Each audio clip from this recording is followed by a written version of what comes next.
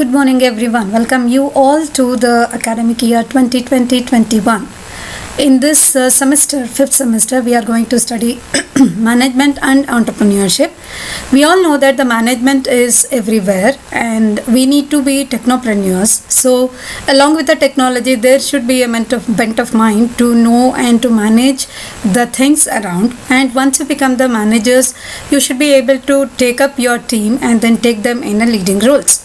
So the course code is 18EE51 and the credits this course carries is 3, and as you all know that the continuous internal evaluation marks is 40 and then the examination marks is 60. So what are the objectives of this course? When we introduce this particular management and entrepreneurship, we must be able to get a knowledge in the field of management. We should be able to understand what are the tasks of the manager, importance of the planning and types of the planning, how to recruit the people, and what are the selection process. And we should also be able to discuss the ways in which the work is allocated to each and everyone, what are the sub-levels of allocation, and what are the structures of organization, and how do we need to communicate, because there will be so many types of people, so many types of teams across. So we should be able to understand what are the communication techniques. You should be able to understand and what is the importance of the managerial control in business, and in the business when the task is the time driven, how to achieve the timeline and how to achieve the success with respect to the time management. And it also explains the need of the coordination between the manager and the staff, and what are the social responsibilities of the business towards the society and the entrepreneurship.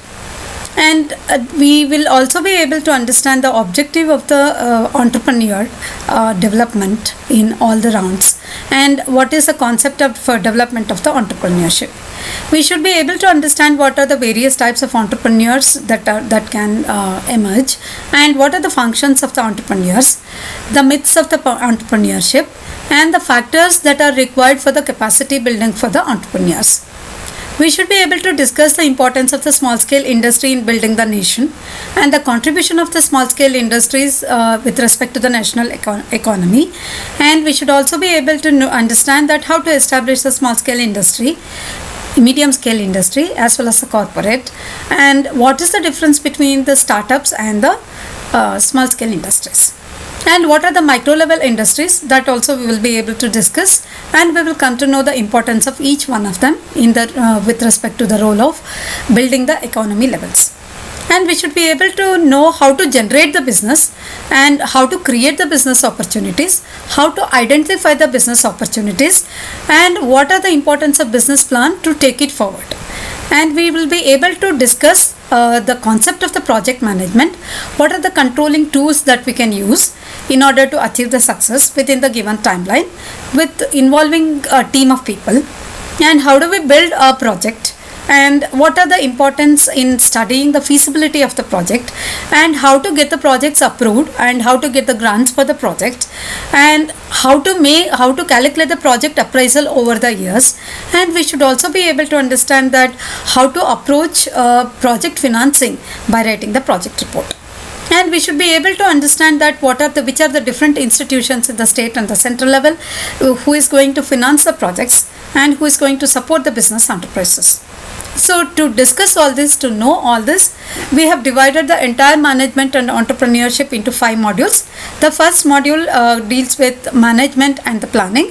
Under the management, we will be learning about the nature and characteristics of the management functions, a role of the manager, levels of the management, managerial skill, and management and administration, management as a science, art, and profession. Planning is the one which is very much required, where we are going to learn about the importance and purpose of planning, what are the different types of plans that are existing, and what are the steps we need to follow in planning process. And after planning, what are the importance of decision making, what is the meaning of taking a decision, and types of the decisions. Module 2 explains about organizing and staffing, how important is to be organized and how important to take the right people to the right role, and directing and controlling after installing the staff in place, how to control and how to direct them with respect to the different levels, and what are the modes of communication that needs to be followed. So, meaning and nature of directing involves the leadership styles, and then there are certain motivation theories which have been proposed, and then that shows that what are the different levels of motivation that needs to be carried on with respect to the different levels of the people, and how the motivation matters a lot in order to get the complete productivity, and how to optimize it. Everything will be discussed in this particular module under directing and controlling, and we will also discuss the steps in controlling because it is very much required to know that where the controls have to be exerted and how the controlling need to be carried out by the various levels of people. So next is the module 3, which discuss about the social responsibilities of the business, and social responsibilities of the business particularly revolves around how the entrepreneurship or the business is going to be accountable in building the society surrounding them, and what are the social responsibilities of the business towards different groups of people, and how the audit has to be done in order to social audit has to be done, and what are the ethics that need to be followed by the business in order to keep the surrounding safe, and how to maintain the safe, how to involve the people with respect to the neighborhood, and what is the corporate governance, and what are the entrepreneurship definitions of the entrepreneur, and also the importance of the entrepreneurship, and what is the difference between an entrepreneur and an intrapreneur. And intrapreneur, as we all know, that it is an emerging class with respect to the corporates that have been involved, and corporates always encourages the intrapreneurs because the people who are innovative will get a chance to emerge themselves as the entrepreneurs, and there will be an opportunity for the corporates to create an entrepreneurship wave within its own entity. So the comparison between the entrepreneur and the intrapreneurs is well discussed here, and there are certain myths that is related to the entrepreneurship, saying that only the entrepreneurs can emerge from the business family, or entrepreneurship should have lots of money. All these myths are discussed with respect to the reality, and then we will come to know that how to break these myths and how to emerge as the entrepreneurs. And there are different development models for the entrepreneurs which could be followed in order to be successful, and the development cycle, the problems, and then the problems that are faced by the entrepreneurs, and then how to manage the failures. All these are discussed in this in this particular chapter. And in the module 4, we are going to discuss about the small business enterprises, the small scale industries, concepts and definitions of SSI enterprises, state and central level organizations which are going to handhold the enterprises, that is the business enterprises, and how the small scale industries evolved, and how they are contributing to the national economy, and what is the impact of globalization on SSI, and what are the impact of WTO and the GATT, and what are the ancillary industries and different types of industries, and what is the institutional support for the business enterprises, that are the policies and the schemes by the state and the central level are discussed here. The last module is the module 5, which discusses about the project management, meaning of the project, what are the different types of controlling techniques, why the project report is very important, what are the administrative aspects. All these are discussed.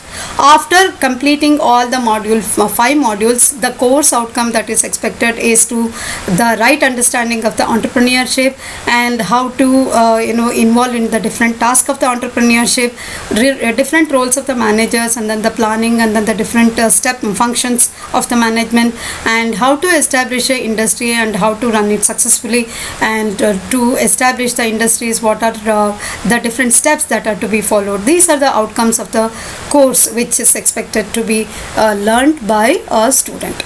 And we all know that the very good book, the very good textbook that is proposed for this particular subject is Principles of Management by P.C. Tripathi and P.N. Reddy, which is a McGraw-Hill publication, and it is the 6th edition 2017, and the other book is Entrepreneurship Development and Small Business Enterprises by Purnima M. Chirantimat, and this is the Pearson publication, and other reference books are there, various books are there, and then various materials are there which are the online resources, and these books are also available in the e-form also, that is the PDF form also. E-textbooks are also available, which we can looked upon to get the feel of it, and then we can definitely refer it towards this online classes.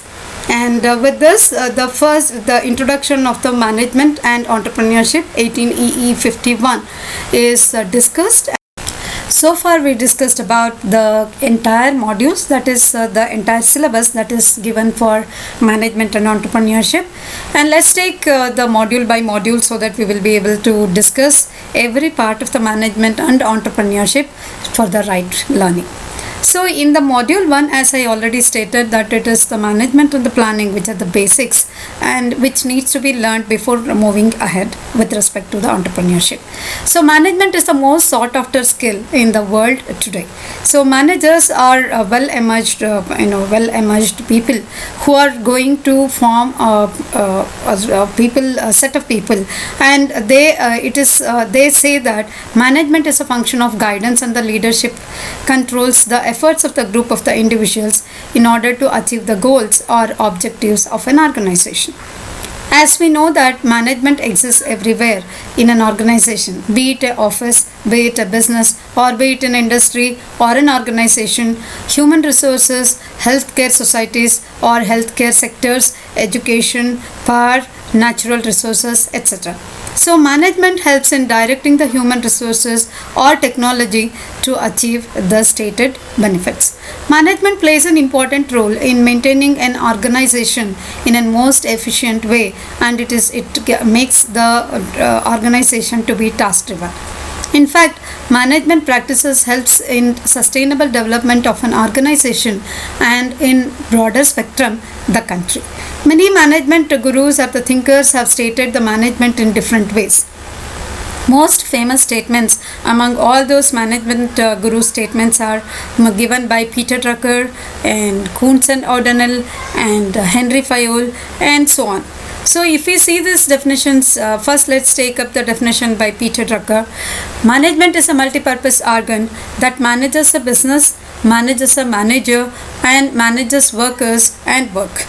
And the Kuntz and O'Donnell stated the management as it is a criteria and maintenance of an internal environment in an enterprise where individuals working together in groups can perform efficiently and effectively towards the attainment of the group goals. If we see the most important statement by Henry Fayol, management is to forecast and to plan, to organize, to command, to coordinate and to control. So lastly, if we take Kuntz and Webrich, then who says that is the management a science or art? A beautiful discussion, and actually managing as a practice is an art, whereas the organized knowledge underlying the practice may be referred as a science. In this content, both are complementary to each other. And this discussion is going on years, but still we are not able to classify the management either as science or as art or as a practice or the profession. So let's consider the characteristics and the nature of the management. Characteristics and nature of management is revealed by the essential features. If we say that there are certain characteristics which can be stated as management can be considered as the universal processing.